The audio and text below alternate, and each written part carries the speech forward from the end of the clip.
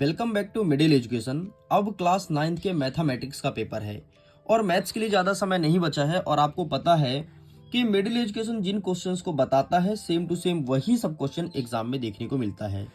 आज की इस वीडियो में मैथमेटिक्स के बेसिक और स्टैंडर्ड, जी हाँ आपने सही सुना, बेसिक और स्टैंडर्ड के सभी क्वेश्चंस को देखने वाले हैं जो हमारे एग्जाम में आएगा। लेकिन उसके पहले हम देखेंगे कि अर्धवार्षिक परीक्षा का सिलेबस क्या रहेगा। तो अध्याय 1 से लेकर के अध्याय 8 तक के सारे चैप्टर्स, 1 से लेकर के 8 तक के इतने चैप्टर्स हमारे अर्धवार्षिक परीक्षा के पेपर में देखने को मिलेगा। और जो बचा हुआ चैप्टर है 9, 10, 11, 12 ये चैप्टर्स इस बार नहीं आ रहा है, ये वार्षिक परीक्षा में आएगा। तो स्टूडेंट हम एक काम करते हैं, अध्याय 1 से शुरू करते हैं। चाहे आपका बेसिक हो या स्टैंडर्ड, दोनों के क्वेश्चन को मैं टिक करा दूंगा कि कौन कौन सा आ रहा है। आप उन क्वेश्चन को अच्छे से प्रिपेयर कर लेना ताकि एग्जाम में बेहतर स्कोर गेन करो। साथ में हम ये भी बताते जाएंगे कि जो क्वेश्चन को मैं बता रहा हूं बेसिक में आएगा कि स्टैंडर्ड में आएगा, तो बहुत आसान हो जाएगा।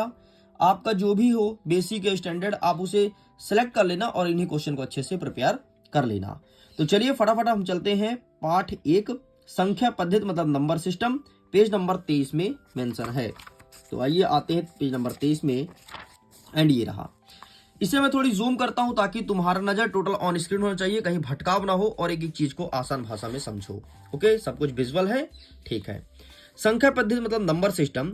अगर मैं नंबर सिस्टम से बात करूं तो यहां से एक प्रश्न तो आपका वस्तुनिष्ठ वाला आएगा, ठीक है। और वस्तुनिष्ठ को अभी मैं नहीं बताऊंगा, वो मैं जब पेपर का वीडियो लेकर के आऊंगा तो वहां पर वस्तुनिष्ठ क्वेश्चन दिखा दूंगा। तो यहां से अभी कोई क्वेश्चन नहीं आएगा। ये पेज तो पहला पेज स्किप ही कर दो, ठीक। क्वेश्चन बनेगा यहां से। देखो प्रश्न क्रमांक 6 से देखो, ये जो पहला प्रश्न है और दूसरा और तीसरा, ये तीनों प्रश्न, ऊपर का एक प्रश्न आ रहा है बेसिक में, ये वाला आ रहा है स्टैंडर्ड में और ये वाला बेसिक में। मतलब बेसिक में 2 प्रश्न और स्टैंडर्ड में 1 प्रश्न। साथ में स्टैंडर्ड में और एक प्रश्न आ रहा है जो कि इस किताब में नहीं दिया है। 125 के स्थान पर वहां पर 64 मतलब 64 लिखा होगा, बुक में दिया है, ठीक है। तो जब मैं पेपर लाऊंगा तो उसमें दिखा दूंगा वाला क्वेश्चन, ये वाला क्वेश्चन देखने को मिलेगा। मेरे कहने का मतलब ये क्वेश्चन को प्रिपेयर कर लो 3 के तीनों, ठीक है। अगर एक का तुमसे तरीका पता चल गया तो तीनों बन जाएगा और एक 64 वाला चारों बन जाएगा, खत्म। नेक्स्ट अभी प्रश्न क्रमांक 7 में कौन सा प्रश्न रहेगा, आपको जोड़ना पड़ेगा, ठीक है। ये वाला, सॉरी ये वाला, ठीक। ये हमें 2 परिमेय संख्या देगा तो बोलेगा 2 परिमेय संख्या को जोड़ो और 2 परिमेय संख्या को घटाओ। ये वाला प्रश्न देखने को मिलेगा हमारे पेपर में। तो इस क्वेश्चन को भी प्रिपेयर करना है, अच्छे से इसको टिक कर लीजिए। बाकी यहां से कुछ नहीं आएगा। नेक्स्ट हम आगे बढ़ते हैं। तो बेसिक वाले बच्चों के लिए, केवल बेसिक के लिए, स्टैंडर्ड के लिए है ही। बेसिक में वाला प्रश्न देखने को मिलेगा इस प्रकार से, एक भाग काला रहेगा और आपको बताना पड़ेगा कितने भाग सफेद है। तो इसका सही आंसर हो जाएगा 1/4, मतलब 1, 2, 3, 4 भाग है और एक काला है तो 1/4 इसका सही उत्तर हो जाएगा। तो ये केवल बेसिक में आएगा, ठीक है, स्टैंडर्ड वाले बच्चों के लिए नहीं है। आगे बढ़ते हैं। नेक्स्ट यहां से बाकी कोई प्रश्न नहीं आएगा। नेक्स्ट आपको देखना है 17 और 18। ध्यान देखो 17, 18 प्रश्न। ये वाला जो प्रश्न है ना, ये बेसिक और स्टैंडर्ड दोनों में देखने को मिलेगा। नीचे वाला जो है वो स्टैंडर्ड वाले बच्चों में आएगा, मतलब इसे टिक कर लो और कर लो इसे टिक, बाकी कुछ नहीं आएगा, काम खत्म। आगे बढ़ते हैं। यहां से क्या कुछ बन रहा है, जी नहीं। ये देखो प्रश्न क्रमांक 3, ठीक है, ये परिमेय संख्या निकालने वाला, ये बेसिक और स्टैंडर्ड दोनों में आएगा। बाकी यहां से कुछ नहीं आएगा, छोड़ दो, कोई मतलब नहीं है टाइम वेस्ट करने से। कोई क्वेश्चन नहीं आ रहा है, हम पेज को चेंज करते हैं। हाँ, नेक्स्ट ये गुणा वाला, ठीक है, ऐसे प्रश्न देखने को मिलेगा स्टैंडर्ड में। बाकी छोड़ दो, कोई दिक्कत नहीं, ठीक है। हाँ, ये प्रश्न है भैया, ये प्रश्न तुम्हारे बेसिक हो या स्टैंडर्ड दोनों में आएगा। व्यंजक को सॉल्व कीजिए। तो पहला वाला और दूसरा वाला, सॉरी पहला वाला और नीचे वाला, ये पहला तीसरा दोनों को प्रिपेयर कर लेना। यही क्वेश्चन सेम टू सेम छपने वाला है, ठीक। बाकी यहां से कुछ नहीं आएगा, छोड़ दो। ये रहा 64 वाला, भाई मिल गया, ये 64 वाला, ये वाला प्रश्न की बात कर रहा हूं। ये प्रश्न आ रहा है आपके पेपर में, ठीक है। तो एक बार आप इसे पढ़ लीजिएगा, चौथा और 5वां ये दोनों अच्छे से तैयार कर लीजिएगा, ये आपके एग्जाम में देखने को मिलेगा, ठीक है। बाकी यहां से कुछ नहीं आ रहा। दीर्घोत्तरी से ये जो दीर्घोत्तरी लिखा है कुछ नहीं आ रहा, खत्म।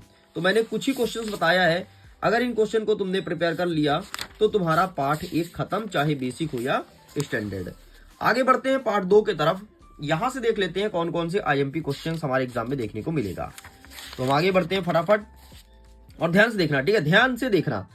यहां से कुछ नहीं आ रहा, सबसे पहले कुछ नहीं आ रहा, यहां पूरा उड़ा दो। सीधे आना है प्रश्न क्रमांक 9 में।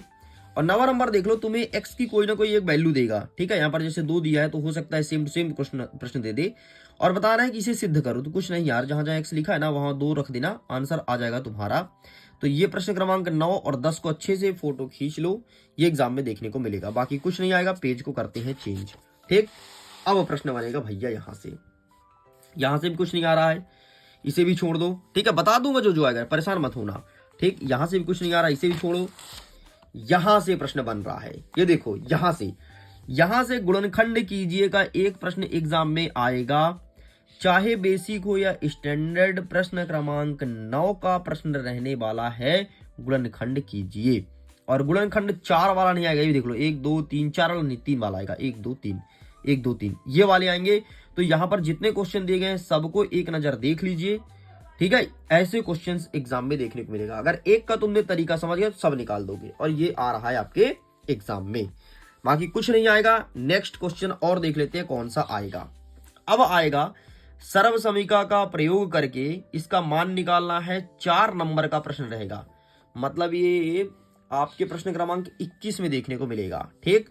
तो ये वाला देखना है, पहला वाला आपको देखना है पहले वाले के साथ 5वां वाला, ठीक है। पहला, चौथा, 5वां, ये अच्छे से तैयार कर लेना। इसका आंसर यहाँ पे दिया है, बाकी सॉल्व कैसे करना है इसका तरीका देख लीजिएगा। खत्म, इतने क्वेश्चन एग्जाम में बन रहे थे, बाकी कुछ भी नहीं आ रहा है, ठीक है। सब कुछ होता है कंप्लीट, ठीक। आगे बढ़ते हैं। और कुछ बन रहा है क्या? जी नहीं, बाकी कोई क्वेश्चन नहीं बनेगा यहां से। ले भाई खत्म। अंतिम में जाते जाते 2 प्रश्न और देख लो, प्रश्न क्रमांक 2 और 3, बस खत्म हो गया हमारा चैप्टर नंबर 2 भी होता है कंप्लीट। समझ में आ गया, मजा आ गया, बस आपको इतना तैयार करना है और ये क्वेश्चन देखने को मिलेगा। बाकी इसके अलावा कुछ नहीं आएगा, बेसिक हो स्टैंडर्ड कुछ भी नहीं आएगा। प्रश्न मैं कम बताता हूं, लेकिन जो बताता हूं एग्जाम में आता है। आपने मेरे द्वारा बताए हुए क्वेश्चन को देखा भी है। आगे बढ़ते हैं। अध्याय 3 निर्देशांक ज्यामिति। आइए देखते हैं यहां से कौन कौन से क्वेश्चन आएंगे। तो यहां से तो कुछ नहीं आ रहे भाई, पहले इसे हटा दो, ठीक है। इसमें मैं तुमको सिलेक्टेड क्वेश्चन बताऊंगा, वो कर लेना, ठीक। सबसे पहले तुम्हें ये पता होना चाहिए कि भुज क्या है और कोटि क्या है।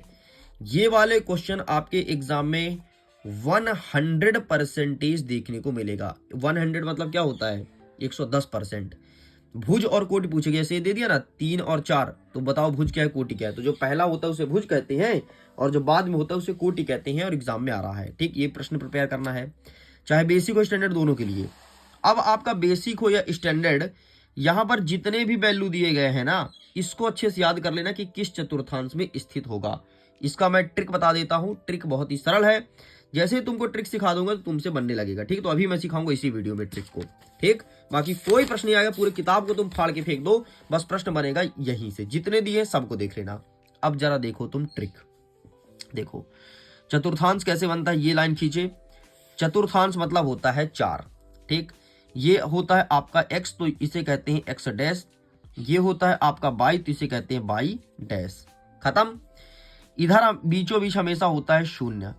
इधर आओगे तो 1 2 3 4 5, मतलब इधर 1 लिखेंगे, इधर 2, इधर 3, इधर 4, इधर 5। इधर होता है हमेशा धनात्मक, और इधर आओगे तो यही 1 2 3 4 5 होगा, लेकिन हो जाएगा ऋण में। तो ऋण 1, ऋण 2, ऋण 3, ऋण 4, ठीक। ऐसे हो जाएगा। इतना समझ में आया। अब हमने इधर x डैश लिखा है, तो जहां जहां डैश लगा है वो ऋणात्मक होगा। ऐसे y में देखो, ये y लिखा है, y डैश लिखा है, तो जो y लिखा है तो y हो जाएगा आपका धनात्मक, धनात्मक 1 2 3। y डैश में हो जाएगा ऋणात्मक, तो ऋण 1, ऋण 2, ऋण 3। इतना समझ में आ गया बाबू भैया? गुड। अगर इतना समझ में आ गया तो मैं ये देखो, पहले हमेशा आता है x, ठीक है, फिर आता है y, यही आता है। x में क्या है, संख्या किसमें है, धनात्मक है, तो पहले धन लिख दोगे, लगाओगे कामा। y आता है, फिर y में क्या है, धन है, तो इसमें धन धन, मतलब पहले वाले में जो भी बनेगा धन धन बनेगा। इसी को हम पहला चतुर्थांश कहते हैं। इतना आया समझ में? आगे देखो, पहले क्या आता है, मैंने पहले बोला, पहले आता है x, फिर आता है y। x क्या है, ऋण में है, देख लो ना, ऋण x की संख्या ऋण में, तो ऋण हो जाएगा। y किसमें, धन में, तो दूसरा हो जाएगा आपका ऋण और धन। इतना आया? गुड। अब देखो, पहले क्या आता है x, फिर आता है y। x किस में है, ऋण में है, y किस में है, ऋण में है, तो ये हो जाएगा ऋण और ऋण, ये हो जाएगा आपका तीसरा वाला। इसमें x देखो, x किस में है, धन में है, और y किस में है, ऋण में है, तो ये बनेगा चौथा वाला। अरे भैया बताया तो पहले x आता है फिर y, तो पहला चतुर्थांश इसे कहते हैं। इसे कहते हैं दूसरा चतुर्थांश, ठीक है, इसे कहते हैं तीसरा चतुर्थांश, इसे कहते हैं चौथा चतुर्थांश। इतना समझ आया? गुड।